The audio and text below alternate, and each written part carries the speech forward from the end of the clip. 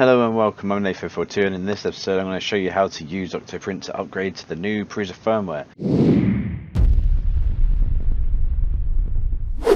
Okay, so this time I want to try and go as quickly as possible. So we'll type in Prusa, we'll find the driver's firmware and manual. It says here the firmware, which is version 3.7.1. We'll click download, it will download the file. You want to download that, I've already downloaded the file. I'll do it again, screw it. Bandwidth is free. You get the file, you go on here, you find the .hex file, pull that down to the desktop. It's already there for me, so I don't have to do that. So there we go. Next up, what you want to do is you want to go to your printer. Now my printer looks like this. You can call it whatever you want, but mine is called Mr. Prusa, because it is a Prusa. You can click on here, and okay, yeah, well, you can go down here to firmware updater, go to from file, and then from here you can pull the file. I've put mine on the desktop, so there we go. Maybe someone's uploaded the file, so you can just type in the URL here and then it will do that straight away for you. Now what you want to do is make sure that these settings are all the same. In fact, I didn't even look into this, but I'm guessing this is right because this is what I used last time. So I'll do that. I'll press flash from file and then it will start the flash.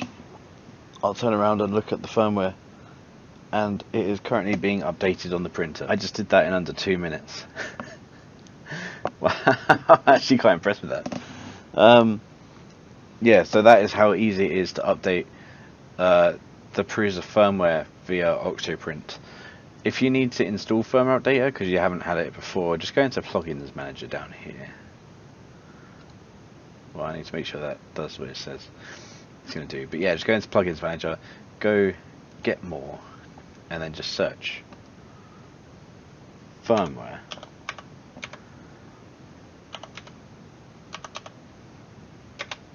Updater. And maybe it's not showing up for me because I've already got it installed, but hopefully that's the reason anyway. Once you do that, you will get this plugin. You can just click one-click install kind of thing, as it does. I'm actually just kind of buying time here because I'm hoping that it does finish updating whilst I'm on this one take. Oh, and there we go. Flash success warning. Printer type changed. 1 second, let me just turn around. Okay, so I have a wireless headset, so that's one of the joys here. It says warning, printer type changed. I press the tick. Old settings found, default PID E-steps will be set. And now it actually tells you the IP address of the printer. Oh my god. So now I know exactly which IP the printer is on. So if I don't have any kind of MAC address filtering set up on the router, which is something that I could go into at some point if anyone wants me to do that. I feel like I might have already done that actually. Yeah, maybe look at my last video because I might have talked about it in there. That is one thing that you can do to keep it at the same IP address, which is very, very useful if you're going to be connecting to your printer from outside of the network. Anyway, that was an update done in just under 5 minutes. Then we can go onto here into the terminal. We'll suppress all these other crappy messages, and now you can see up here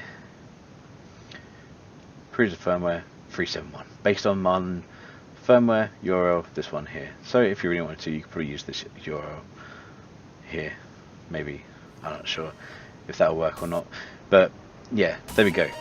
So thanks for watching. Don't forget to subscribe. I don't think follow my Twitter, that's @Anet A8, and I'll see you in the next video.